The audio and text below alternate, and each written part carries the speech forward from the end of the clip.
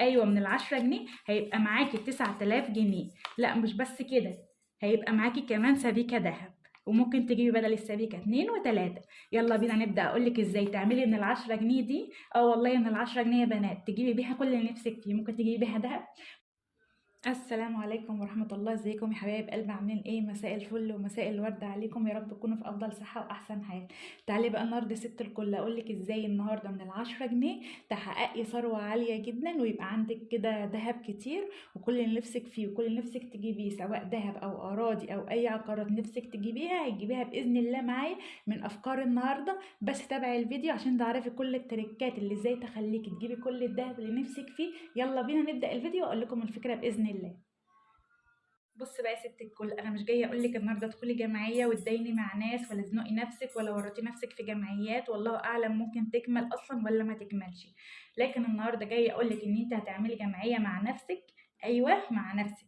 وده احسن حاجه، ان الواحد يعمل الجمعيه مع نفسه ويحوش مع نفسه من غير ما جارتك تعرف انت معاكي ايه، ولا قريبتك تعرف انت معاكي كام، ولا اي كلام من ده. انت بتحوشي وتدبقي كده مع نفسك، خليكي كده ناصحه وقروبه وذكيه.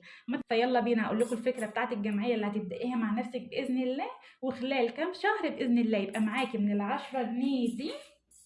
ايوه من ال10 جنيه هيبقى معاكي 9000 جنيه. لا مش بس كده، هيبقى معاكي كمان سبيكه ذهب، وممكن تجيبي بدل السبيكه 2 و3. يلا بينا نبدا. اقولك ازاي تعملي من ال10 جنيه دي. والله من ال10 جنيه يا بنات تجيبي بيها كل اللي نفسك فيه. ممكن تجيبي بيها ذهب، ممكن تجيبي بيها قطعه مثلا جهاز كهربي نفسك فيه. عايزه مثلا تجددي حاجه في البيت وتغيريها، سواء مثلا سجاد، ستاير، تعملي مثلا كفر لانتريه او ركن عندك، مثلا عايزه تظبطي اي حاجه كده في البيت.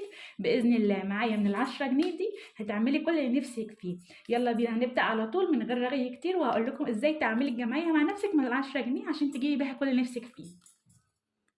بس بقى يا ست الكل، احنا هنبدا الجمعيه من بدايه ال10 جنيه.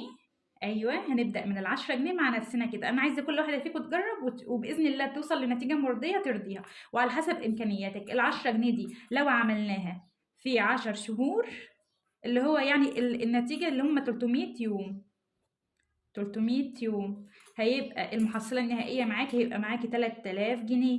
تقدري تجيبيهم على فكره، ممكن مثلا جرام الا حاجه بسيطه. ممكن تجيبي مثلا بيهم عيار 18، عيار 21 مثلا نص جرام. فانت من المبلغ اللي معاكي دوت تقدري تجيبي مثلا بيه حاجه من الذهب. على فكره اقول لك نصيحه، ممكن تجيبي الذهب المستعمل مش بياخد منك مصنعيه. فانا عايزاكي كل ما توصلي لمبلغ معين تروحي تجيبي بيه ذهب. مش عايزاكي تحوشي فلوس، احنا بنحوش الفلوس لفتره